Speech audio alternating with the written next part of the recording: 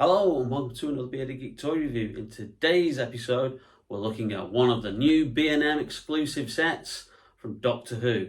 The 5 Doctors, First Doctor with Death Zone Dalek set. Stay tuned. Bit of a mouthful, that one.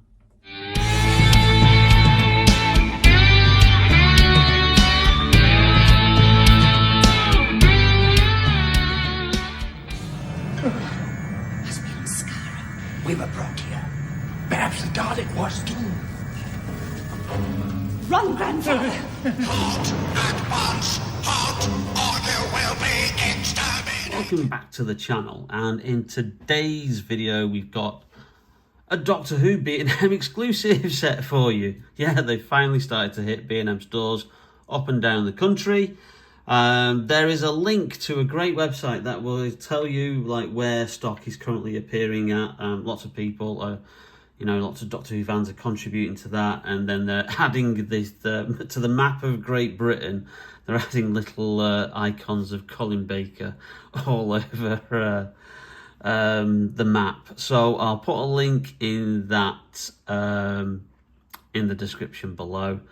But yes, they are finally here. The first wave of 2023 of Doctor Who B&M exclusives. Now, this is just one of the 3 that is available. This one is based on the 5 Doctors, and it's a History of the Daleks set number 13, and it features the First Doctor and the Gallifrey Death Zone Dalek from that special that aired on the 25th of November 1983, and I still have vivid memories of watching that. It's a brilliant story. It's a really fun anniversary romp that they did, written by Terrance Dicks for the 20th anniversary. Wow, nearly 40 years ago. Blimey, that makes me feel old. Now, obviously, we've had First Doctor figures before, obviously played by the original actor, William Hartnell, who sadly passed away in 1975. And then obviously in recent times, the great actor David Bradley has taken on the role that he first assumed in the docudrama An Adventure in Space and Time way back in 2013 for the 50th anniversary. And then he's reprised the role as the First Doctor, namely in Peter Capaldi's final episode, Twice Upon a Time, and also Jodie Whittaker's final episode, The Power of the Doctor. Now, there is a difference with this particular First Doctor here, because obviously with William Hartnell sadly no longer with us, or with them at the time of filming back in 1983, they recast the role and they cast it with the actor Richard Hurndall, who tragically also passed away the following April in 1984. So this was his last on-screen role, but he did the First Doctor justice. And he did a really, really good thing of not kind of like mimicking William Hartnell, but keeping the essence of the First Doctor and putting his own little spin on there. So we will get the figures out in due course, but a quick look at the packaging. We'll just move these figures to one side. We'll do a proper comparison piece later on in the video. So this is the new packaging with the diamond logo on, which is the new old logo for the show. And it's a lovely kind of like blue vortex colour. Now, apparently the sets are all going to be colour-coded to particular Doctors. So I'm not sure whether this is just generic, the blue, or whether the Peter Davison era will be a different colour. On the side, we've got obviously the new logo with History of the Daleks 13, collector figure set. Logo on the top, logo on the side, with a bit of the vortex and side of the TARDIS there. On the bottom, just your usual kind of like safety nonsense. And then on the back, a little bit of a description of the story itself and some behind the scenes detail about the Dalek that was used in this particular story, because it was quite unique to the show, and it's the only time that this kind of variation of this prop was ever seen. And I think this is probably the last kind of variant from the classic series that character options haven't done. So it's great to finally have this Dalek. Now you'll notice there is no plastic window, so you can stick your fingers in there, and the figures are now kind of like vac formed with plastic onto the cardboard interior. So that might make it a little bit trickier to get the figures out, but I can understand from an environmental point of view why Character and B&M have gone for this option, because it does use less plastic. So that's enough waffle about the packaging and the story itself. Let's get the figures out and have a closer look.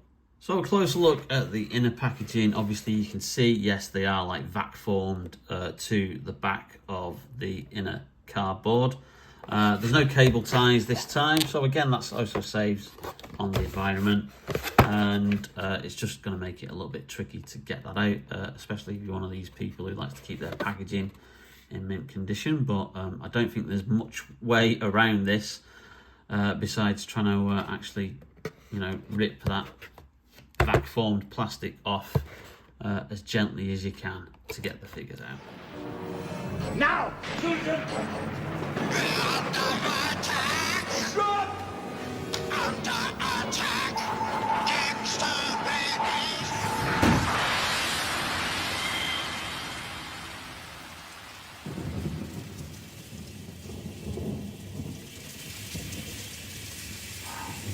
And here we have the figures themselves, and so let's have a look at the Richard Hurndall figure first of all.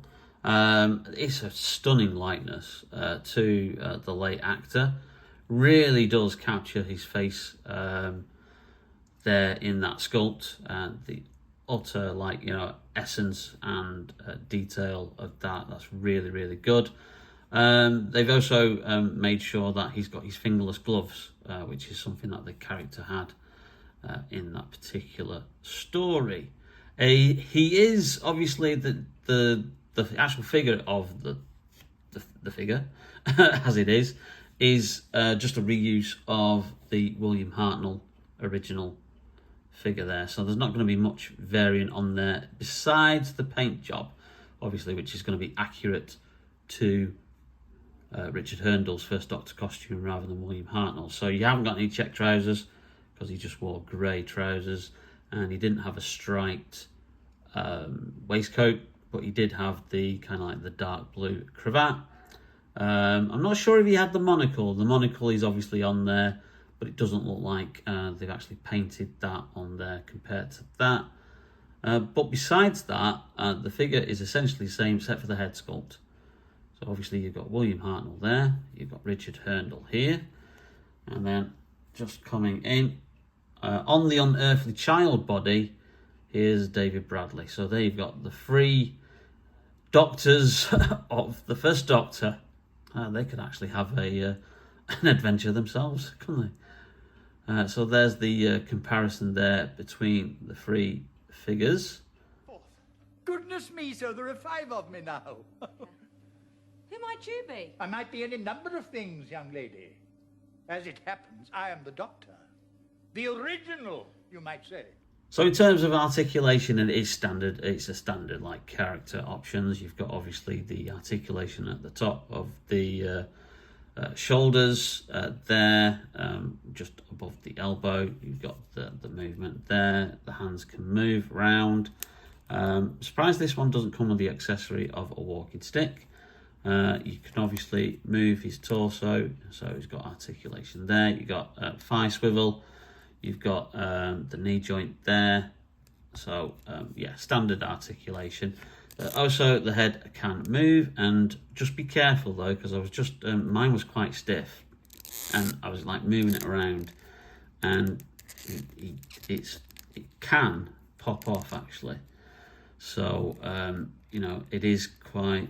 Just be careful. I don't know whether that's my particular one, but it does show that it is on a peg joint, the head. So you could, if you wanted to, I don't know, if you were that way inclined and you were able to get that hat off the David Bradley version and perhaps like put some hair on it, you might be able to, if you got another one of these, do a First Doctor in the actual full garb of his costume there. If you were that way inclined with the custom. But yeah, it's a great figure, and this was rumoured like years ago. There was a leaked list that accidentally got put up in a YouTube video, which character options do mention several times. And that list was obviously, it was quickly taken down, but you know what Doctor Who fans are like. They screen grabbed it, and it had several obviously prototype figures that hadn't yet been released in the range. And I think this screenshot came out around about 2011, 2012, and the Richard Hurndall figure was on there. So he has been in the planning stages for quite some time, and apparently they did lose the sculpt for the head. So I don't know whether they then found the sculpt, or they then had to make a new one. I'm guessing they probably found the sculpting down the back of a sofa in one of the warehouses or factories from somewhere. But yeah, there you go. That's Richard Hurndall as the First Doctor. He did a brilliant role. Performance in the story. And now here's the Dalek. Now this Dalek does have a couple of variations. The main one being the emitter lights, the ears, as you would effectively like call them, because they were red in this story. We only got an appearance from one Dalek, and it was in the scene with the First Doctor where he is first transported to the Death Zone and meets up with Susan for the first time since the Dalek invasion of Earth. Caroline Ford returned to the show, and this Dalek was then started chasing them down the corridors. And there's a wonderful outtake which, if I don't get a copyright strike, I might just stick at the end of the video of Roy Skelton, who did the voice of the Daleks, particularly going a bit overboard before they told him to stop and they yelled cut for the scene. But yeah, there's a little bit of paint on the end of the gun because that reflected the kind of like the gun emitter that kind of came out of the prop, which was orange at the time. Now I'm just going to bring in another Dalek here from one of the other earlier History of the Dalek sets. Now this one is a Dalek from the Day of the Daleks twin pack, I believe. So excuse the dust because he's been sat on my desk for a bit. But the main difference, obviously, in the prop is obviously this little extra ridge that you've got here, which does make it slightly, ever so slightly, taller. But that is accurate to obviously how the prop was. It had a little bit extra on the top there, and obviously the colour is unique to the prop. It wasn't as kind of like shiny as this one was, and it was very much in that gun metal grey that was quite popular from Day of the Daleks into Planet of the Daleks, Genesis of the Daleks, and then they went for a bit of a lighter grey on some of the props for Destiny of the Daleks. But they would continue this paint scheme over into the following year when Peter Davison finally met the Daleks in Resurrection of the Daleks. Now, interestingly, we haven't got a Resurrection of the Daleks set in this wave. We have got a Revelation of the Daleks set, which is the Colin Baker Dalek story, which was from the following season, following Peter Davison leaving the role in season 21. Few fans have queried this. Al Duar, who's in charge of the range at character, has said that Resurrection has been omitted at the moment because it's had too many sets, which is a bit inaccurate because it's only had 2 in the whole history of the line. So I'm pretty sure we'll get a History of the Daleks set covering Resurrection of the Daleks at some point. I won't be buying the Revelation of the Dalek set because I've already got 2 Colin Baker era Daleks, so I'm not going to get a twin pack that has the same 2, even though they do have they have this ridged bit, which obviously makes it a little bit more screen accurate. But yeah, I'm going to save my money on that one unless they don't fly off shelves, which is highly unusual because the Dalek sets always do fly off shelves. I got this from one of my local stores late last night, and after seeing a post online that they got the stock in, and by the time I got there, they had just this one left and one of the Revelation sets, History of the Daleks set 14. All that Colin Baker TARDISes had gone. But I did get a Colin Baker TARDIS. Woo, there you go. From another store earlier today, and I will do a video on that at a later point, probably tomorrow. So there you have it. Here he is. The first Doctor, as played by Richard Hurndall, excellently in the Five Doctors, the 20th anniversary story, and the Death Zone Dalek. Great additions to your collection. It's great that we get these variants, and we've finally probably got the very last variant that we need out of the classic series for all the Daleks that were produced. So there you have it. If you like the video, please leave us a like. Really does help out the channel. And also, if you're not yet subscribed, then hit that subscribe button and that notification bell to be notified whenever we upload a new video. Thanks for watching. Take care, stay safe, and we'll see you very, very soon on Bearded Geek Toy Reviews. See you now. Exterminate! Bugger, I've lost him! Exterminate! Exterminate! Exterminate!